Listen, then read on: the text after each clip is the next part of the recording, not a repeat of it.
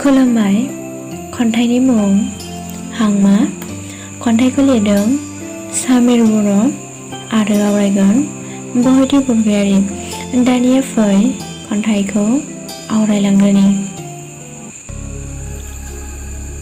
हांमा हांमा थाबाय नोंखौ मोननो जिउआव सुजुदोंमोन आं नोंखौ लाना सिमां सुखुनि संसार नाथाय बायग्लिलांबाय बबेबा बारनाय बारजों बुखारजाना दिनै नोंखौ मोननाया आसखान्दा जाबाय। नों मिथि मोना आंनि जिउआदि नोंखौसो हास्थायोमोन। हांमा थाबाय अराय सम जिउआव नोंखौ मोननो सना। एसेनोसै।